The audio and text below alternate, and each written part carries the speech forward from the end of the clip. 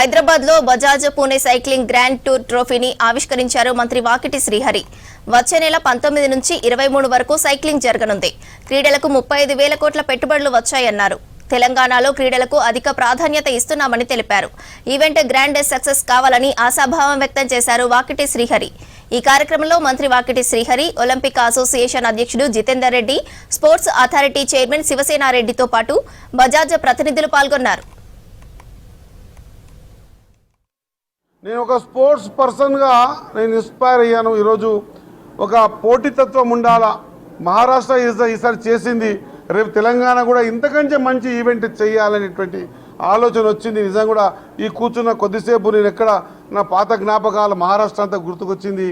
మహారాష్ట్ర, పూనా ఇదంతా కూడా ఒక మంచి స్పోర్ట్స్ హబ్ వాళ్ళు క్రియేట్ చేశారు.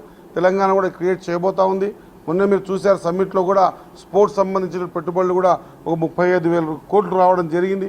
ఖచ్చితంగా ఒక ఇన్స్పిరేషన్గా మహారాష్ట్ర జరుగుతున్నటువంటి దీన్ని 19 నుంచి 23 మధ్యలో జరిగే జనవరిలో జరిగేటువంటి ఈ ఈవెంట్ని మనమందరం కూడా, అది మహారాష్ట్ర గవర్నమెంట్ మనకెందుకు కాదు, అది మహారాష్ట్ర గవర్నమెంట్ అయినా పూనా చేస్తున్నా మనమంతా ఇండియన్స్ కాబట్టి ఇండియాలో ఉన్నటువంటి అన్ని అసోసియేషన్స్ కూడా ఖచ్చితంగా దీన్ని గ్రాండ్ సక్సెస్ చేసే విధంగా స్పోర్ట్స్ అథారిటీ తరఫున, తెలంగాణ స్పోర్ట్స్ మినిస్టర్ తరఫున, మా ముఖ్యమంత్రి గారి తరఫున ఖచ్చితంగా మహారాష్ట్ర గవర్నమెంట్కి కానీ పూనా ఈ బజాజ్ పూనా గ్రాండ్ టూర్ చేస్తున్నటువంటి పూనాకు కూడా నా హృదయపూర్వక ధన్యవాదాలు తెలియజేస్తూ, మంచి ఈవెంట్ చేస్తున్నందుకు శుభాకాంక్షలు తెలియజేస్తూ, Cycling Federation of India to shape this event.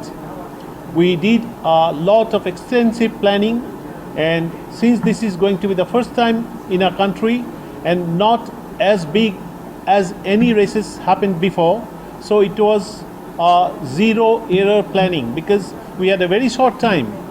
We are only having about 6-7 months to plan this race, so we did extensive planning.